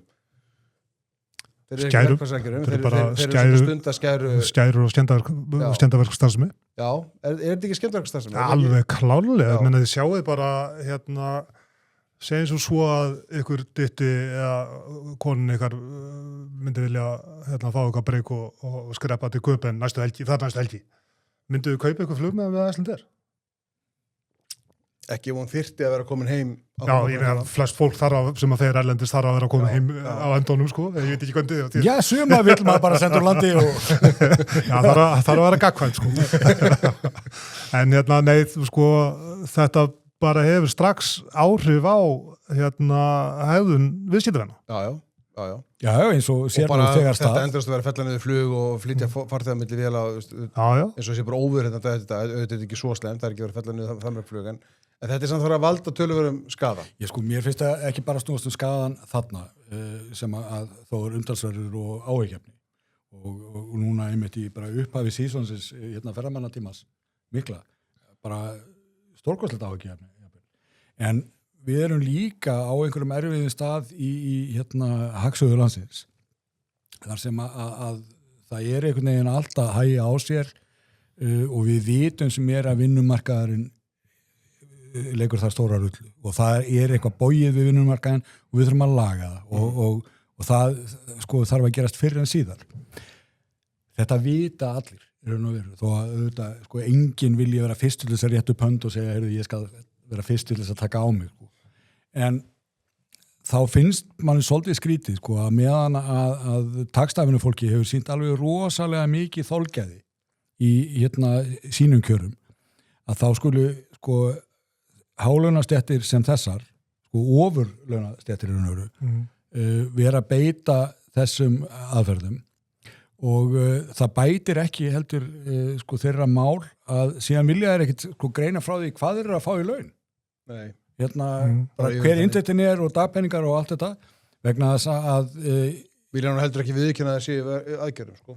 Nei, þannig að sko það er ekki að hjálpa en ég vek athygli á því að sko í sama mund og þetta þá er annað verkfall í gangi sem að færri hafa kannski tekið eftir sem að eru það hásettar og bátsmenn hjá Eimskip eru í verkfalli og það eru 3 skip þar undir. Þetta eru síðustu 3 skip flótan sem eru sko skráð í Ísland og með íslenskra áhafnir og allt þetta. Hvað hefur Eimskip mikla þolinmæði í því? Ég meina það eru sko eigendur þar líka sem eru farnir að ókýrast. Samkeppnin, hún er ekki í sömu sporum. Það eru bara leiguskipa utan og ennatra áhafnir og allt þetta. Hvernig sko eiga Eimskip að geta staðið í þessu sko í raun og veru þá bara góðgerðastarfi. Helst að krafa sjómannafélagsins að þessi bættu einu skipi og þeir bara verða að ræða það við Eimskip eða SA. En ég óttast að þarna hvað krafa er það? Já, og ég ætla kjaradil. Hvað kostar fraktari? Já, en sko ég ætla ekki að halda því fram að hásetar og bátsmenn á frakturunum séu hálunastjætt. En frálít krafa. Þarna er að spila held ég mjög hættulegan leik vegna þess að fyrir að síðar, þá mun sko til og með sjá Æslandir bara gerast að menn segja, heyrðu, þetta er ekki hægt við erum bara að selja sjoppuna eða að hætta þessu bara alfarið flytja flugreksturinn til útlanda og vera með áhafnið þaðan og hvað verður þess að íslensku flugum með þá? Þeir eru algjörlega búin að prísa svo markanum alls þar annars þar. Já, með kjör sem hafi dag, já. Og við gætum bara hæglega lendið að vegna óbilginni á sko bara þröngum tímum að þá missum við sko bara skipin úr landi og flugfélagi sömuleiðis. Það verður ekki sko gott fyrir íslenskan almenning. Ef við höfum í raun og veru ekki siglinga til og frá landinu einhvern veginn innan okkar vébanda, ef að ferðir til og frá landinu í lofti, það er bara sko háð markaðsaðstæðum hjá erlendu flugfélagum. Þau eru ekki að hugsa að vera með heilsársrekstur héðan eða neitt þannig. Nei. Þannig að verður aldrei sama úrvala áfangastöðum og svona. Þetta er háskaleikur með fjöregg sem að bara ég skil ekki að menn láta sér detta. Svo ég er náttúrulega í þessu, þú veist, að því ég sagði hérna áðan í upphæði þáttarins að hér hefði ringt skilabóðum í Samsung síma minn í gær út af nýjum borgarstjórnarmeirihluta. Ég er líka búin að vera að fá skilabóðin síðustu daga frá flugmönnum og flugstjórum sem að aðalega flugmönnum reyndar. Sem að það er greinilega óeining innan FÍA gagnvart þessum aðgerðum. Þannig að það er einhver núningur innan flugmannastéttarinnar allan hjá meðal flugmanna Æslandir gegn þessum aðgerðum. Þetta eru aðgerðir, þó ég vil ekki viðurkenna það. Þannig að þetta er einhvern veginn pínu snúið. Jú, síðan alltaf vorum við að sjá sko bara svo við sem ekki bara að taka þessar 2 stéttir fyrir. Það alltaf var að koma yfirlit yfir hæslunu ríkisstarfsmönnum sem að er sko sundtar er bara algjörlega gagalagú. Og ég mun eiga mjög erfitt með að hlusta á sko lækna að útskýra fyrir mér næst hvað er í bágt. Því að þarna eru menn sem eru bara á sko óskiljanlegum launum. Ég man ekki númer hvað forsætisráðherrann í landinu var, sko, Já. Hún var bara að fá klink. En þarna voru inni mitt líka, þú veist, það var flugstjóri hjá Gæslunni og það var flugvirki hjá Gæslunni og eitthvað svona. Það voru alls konar sko launakjör þarna sem að eru bara ekki skiljanleg. Svo alltaf bara til ljúku sem Æslandi er og flugmennina sko, svo alltaf býða flugfreyðunar á kantinum og sjá hvað verður. Þeirra samningar er losna líka og flugvirkjar. Þetta er starfsmannafélag sem er skráð á hlutabréfamarkað. Já, ég ætla ekki að taka undir það en ég hef heyrt þessi rök áður. En já, það er... Þetta getur ekkert gengið svona sko. Sérstaklega með að hvernig horfirnar eru svona heilt yfir. Nú sjáum við flugfélög beggja megin Atlantshafsins vera að draga úr framboði í sumar. Draga úr framboði og bæði Bandaríkjunum og Evrópu meðal út á hækkandi eldsneytisverði, þannig að menn eru að bregðast í alls konar aðstæðum í alþjóðakerfinu sem að bjóða ekkert upp en eitt annað en að menn bregðast við. Og þá er þetta staðan hér heima. Þetta er alveg ótrúlegt. Eitthvað meira þetta að segja? Nei. Bara ótrúlega dæsvar þetta. Ég sem að nota þess að ringitóni. Nei. Herðu, við myndumst þér á Warfare þjóðmála. Við ætlum að kíkja á Hótel Akureyri. Já, þetta lítur vel út. Þannig að það verður skemmt. Ég fór það á daginn. Þetta er brilliant hótel. Já. Þetta er alveg frábært. Ef menn að leiða alltaf sko þá bara, og er ekki að fara að gista þar, farið samt í morgunmatana. Það er frábært. Já, kíkja í lobbyið. Þeir voru að fá Michelin meðmæli. Já. Michelin meðmæli. Frábært. Michelin Guide. Þeir eru getið. Já, þeir eru getið þar og eru verið að því komnir. Ef maður fer á Hótel Akureyri þá annarkvæmst tekur maður með þessi góða bók eða maður horfur einhverja bíómyndu upp á herbyggi eða hvernig það er, maður hættur velum sér fara þarna. Svo er líka hægt að fara í bæinn sko. Svo er það hægt, en þú veist, maður komin heim á kvöldin og vill að svona stakka þess á. Okay. Hvaða bók maður leið með? Hvaða bók á fólk að lesa? Já, sko. Ég baði okkur um þessa heimavinnu. Já, ég veit. Sko, ég hef unun af lestri góðra bóka. Ég gef mér ekki tíma til þess að lesa þær. Já. Þannig að sko, ég svefnir ekki hjá mér að þú getur alveg séð sko hvorum einn í hjónarúminu ég sef. Að sko annars er svona lítill bungi á orðinu þvotti sko.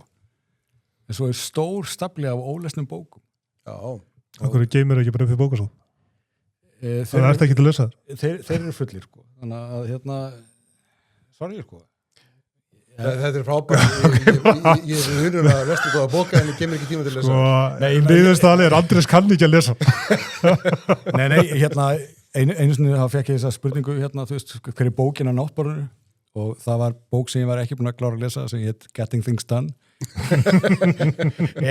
en sko, ég keypti mér bókum daginn sem ég er búin að vera ég byrjaði að lesa en maður guða hvernig ég líka henni og það er bók sem ég keypti svona ég hafði nú reynda að séð eitthvað um hana en líka því að það er 250 ára afmæli Bandaríkjanna og það verður núna í ár og Amerika er náttúrulega stórfenglega merkilegt land og merkileg tilraun til þess að búa til lýðveldi eftir að hafa svona komist að í full keftu hvernig Bretar vildu fara með það og skatta hana og eitthvað svona en þetta er ávöxtur upplýsingaraldarinnar og við getum alveg náttúrulega skeggrætt hvernig hefur gengið og þessi mörk og mótvægi sem eru innbyggð í stjórnarskrána þar og svona og hvort að Trump sé sanni það að þetta hafi ekki virkað eða hvort að hann sé undantekning en sem að það er bók sem að þessi bók sko heitir The Making of the American Mind og eftir fræðimann sem heitir Matthew Spalding hann er fræðimar á þessu sviði hefur sérstaklega fjallað þetta bara þess að tilur Bandaríkjanna, tilur stjórnarskrárinnar og það allt við sem erum að horfa að sjá hér mynd og það er svo merkilegt sko að þegar að þeir eru að skrifa sjálfstæðisyfirlýsingu sína og fara síðan setna að leggja drauga að stjórnarskrárinni að hvað þetta er sko heilbrigð og sönn hugsun sem að þarna byrja baki líka hvernig ná niðurstöðum þeir gera þetta er nokkru 10 manna og það sem er fárlegast að því að við erum vöndið að sjá myndir eins og þessa sem er allir með hvít parruk og svona megnið að þeim var bara 30 milli 30 og 40 það voru bara bráðungi menn allir ágætlega menntaðir og velskrifandi eins og má lesa yfirlýsingunni en vandamálin sem eru að fást við þó að það sé allt breytt í dag frá það sem þá var þá er vandamálið sann sem áður sko mannlegt eðli og mannlegt samfélag og hvernig getur þú látið það virka og mér finnst þeim að tekist býsna vel upp þannig að ég hlakka til að klára að lesa þessa bók sem ég spái að gerist fyrir 300 ára afmæli Bandaríkjanna. Já, svo vona það. Örn, er þú með eitthvað? Já, ég Hver er bókin á náttborðinu? hún er ekki á náttborðinu, hún er í hillunni, en ég þurfti að taka hana fram út af öðrum vangaveltum í tengslum við vinnuna, og það er bók sem kom út 1942 eftir Jósef Schumpeter og heitir Capitalism, Socialism and Democracy. Já. Það er að segja... Og nú veitum við hver skrifaði síðasta leiðara viðskiptablaðsins. Ég hef lesað þetta bók.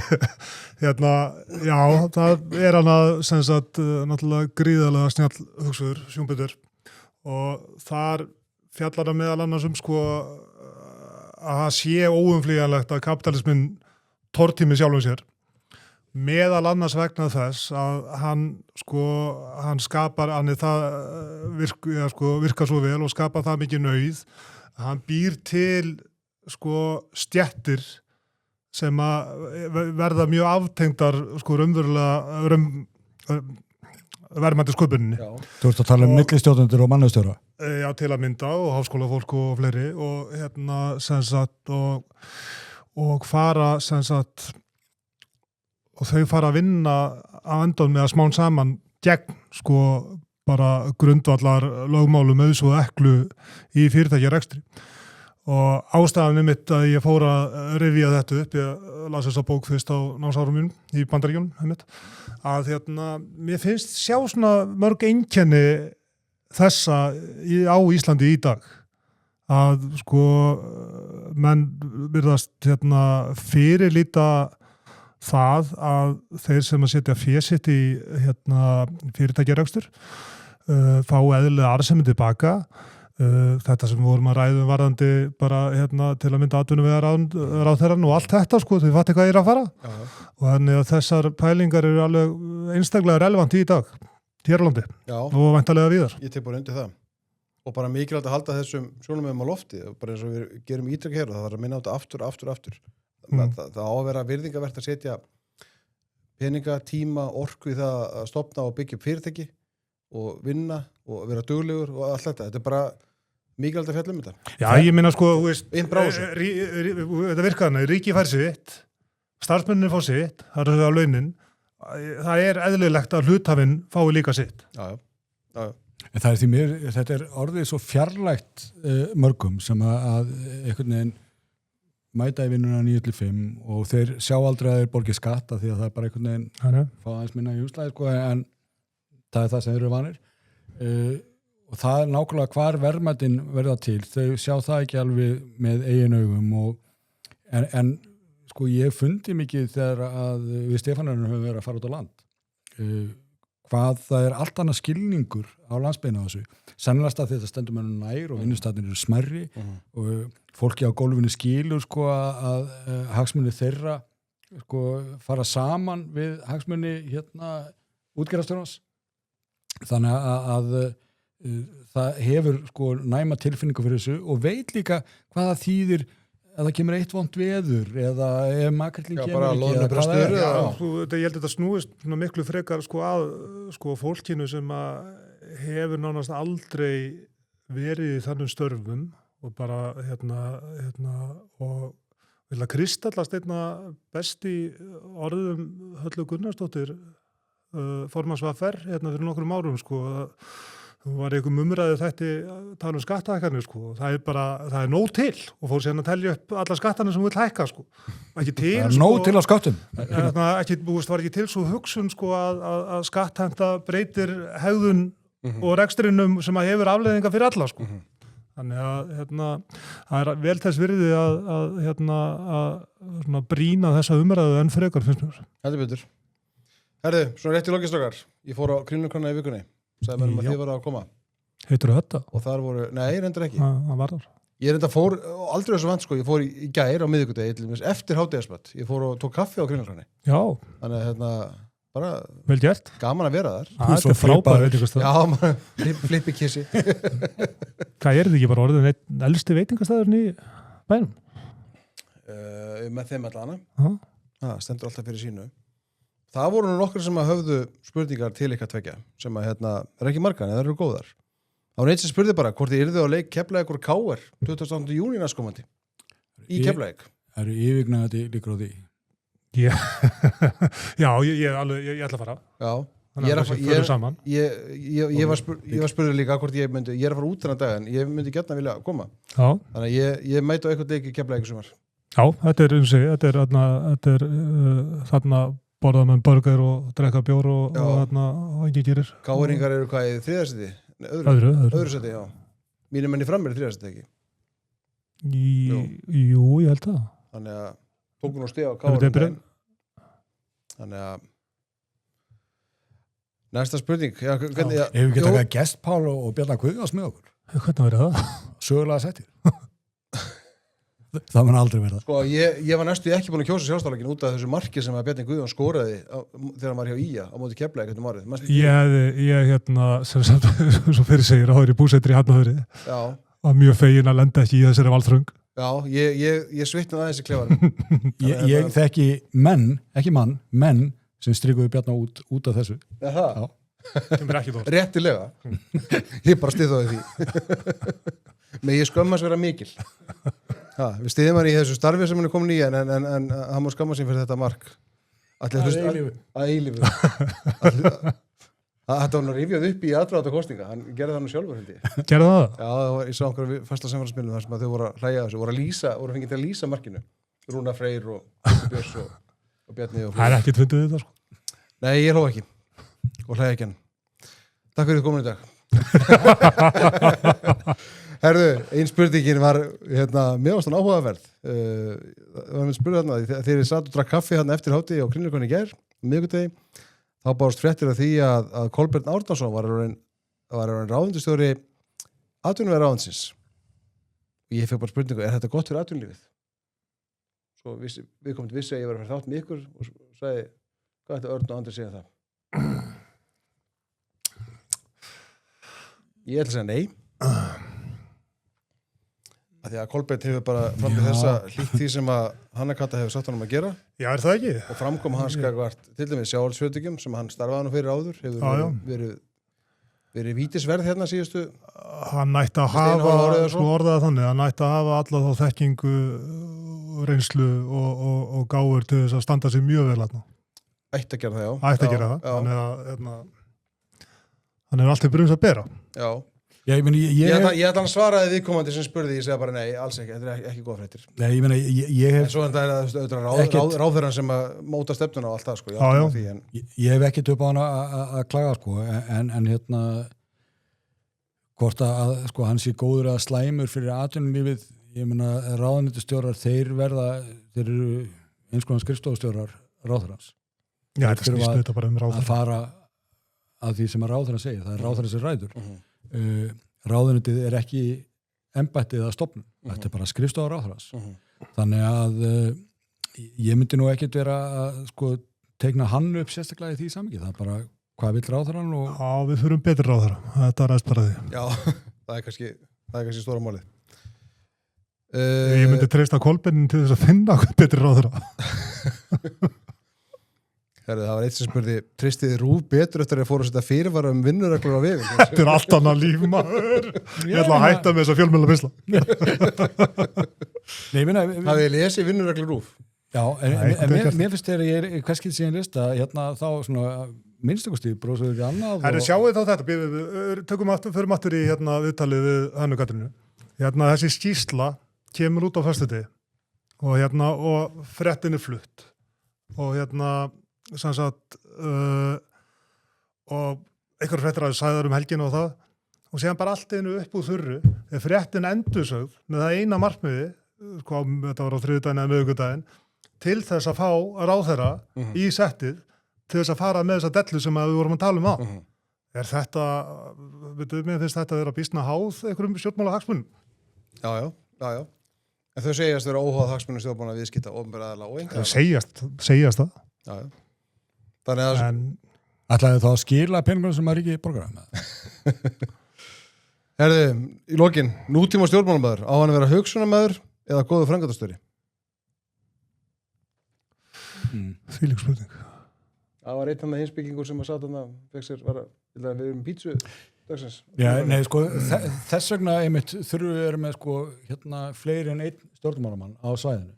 vegna þess að þú Góða punktur. hérna, fyrir utan það náttúrulega við erum ekki hlindir innræði en þú þarft að vera með fólk sem að fær ferskar hugmyndir og sér hvað er að og er óhrætt við að segja þó þetta sé gamalt og gott að þá er til nýtt og betra eða hvernig það er og þau þurfa að geta lýst þeim hugsunum sinum en við höfum fjöldan allan að dæmum úr stjórnmálasögunni þar sem að menna komið með alveg frábærar hugmyndir en síðan reynst vera afleitir stjórnendur eða ekki náða að hrinda þeim í framkvæmd af einhverjum ástæðum og svo framvegis þannig að það þarf hvortvekja ég held að því að við byrjuðum nú þáttina að ræða nýjan meirihluta Hilda Björnsdóttur í Reykjavík ég held að hún hafi þetta tvennt svolítið til að bera að vera með skýra sína hvert hún vill halda með hlutina og þú veist, svo getur fólk hatt skoðanir á því hvort að hún sé of hægri sinnuð eða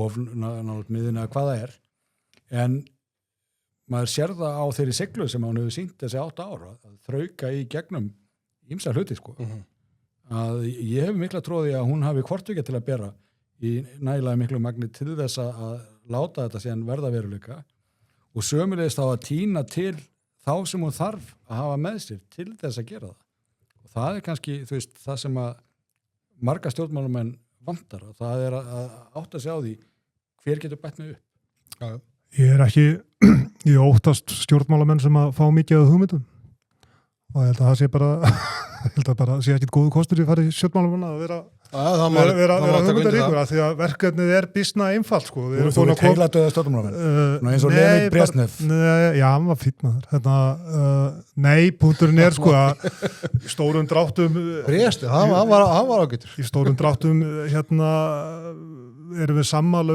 hvernig þetta á allt saman að virka sko hvað var það lýðræði og etnaðarslífið. Já, en þú veist, við gaggröndum til við spjalla bíðanstundum, við köllum hérna gjaldkerfin í húsfélaginu sko, þegar hann var alltaf að passa upp á að ríki væri vel ekki en okkur var skorta einhverja svona pólitíska hugsun, svo ég nefni eitt dæmi og ég veit ekki hversu sangjað svo gaggröndin var í Garð Bjarna en þið þekki þessu umræðu sem kemur oft. Já, ég meina hún var ekki sérstaklega sangjað í Garð Bjarna vegna þess að hann hugsaði mikið pólitík en hins vegar og það þekki ég vel bara ég þekki bara vel, ég rætta við hann að hann hafði ímugust á stórum hugmyndum það er bara að hugsta já, ég meina, ég sé þetta, þú sé þetta svona sko, ég meina Þorgerður Katrín fekk hugmyndum að taka upp þráðun og nýju það er ekki góð hugmynd sko Já, en þú getur líka haft að hugmynda að til dæmis lækka skatta á þess að það sé praktískt Já, það ætti bara að vera markmið ekki hugmynd sko, en ég er að segja sko í stórum dráttum sko, þú ert með hægri menn vonandi sem að vilja að gera það og einhverju ósamála því sko, og bara takast þeir á það og vonandi verður hægrið ofan á. En sem sagt, þú ert líka með stjórnmálamenn sem með hugmyndar að nýjum sköttum, við sjáum nú mikið af því þess að dagana. Því miður. Þannig að það er þetta framkomið á báða leiðir. Mikil hugmynd að svarið það að minnka ríkisvaldið. Það er lausnið við og bara láta okkur henni í friði. Já. Herðu, ef við fórum að segja þetta gott. Þú ræði. Það er kveðjugjöf fand ykkur. Býröðnar við áttum ykkur. Flaska, það er ekki Rapid. En Rapid sendir ykkur hins vegar mjög góðar kveðjur. Gerfi plöntu. Þetta frábæra fyrirtæki. Gerfi Rapid. Það er hérna flaska Ólafsson gerir fyrir ykkur. Já. Til að taka við. Og þið bara, eins og síðast held ég, þið ráðið hvort þið takið þetta heim eða farið með þetta á ríðstjórnina. En ég ger hún áfyrir að ríðstjórnin sé að horfa þáttir þannig að þið fyrir þá að svara fyrir það. Það kvartar ekki að mér að fara með þetta. Ég held að allir Haraldur hafi smakkað Ólafsson. Hann er meiri viskímaður. Já, það er rétt. Herðu, við þurfum að, þetta er náttúrulega ekki auglýsing, þetta er bara gjöf. Ef þetta var auglýsing þá myndi ég segja að þetta fengist í ÁTVR og Kampaðisfélaginu og Smáríkir og fleiri stöðum. En Þetta er falleg gjöf. Þetta er falleg kveðja. Fæstu þið í Evrópusambandinu líka? Já, ég held að. Ok. Þetta er að verða útflutningsvara á Íslandi. Ólafsson genið. Þannig skapast gjaldurinn. Já, það borgar sig ekki sjálft. Herðu, Andrés, Örn, takk fyrir komuna. Frábært að hafa ykkur. Takk sem lös. Og bara góða helgi. Þið sem hlustuðu og þið sem horfðu, góða helgi. Takk Pólus.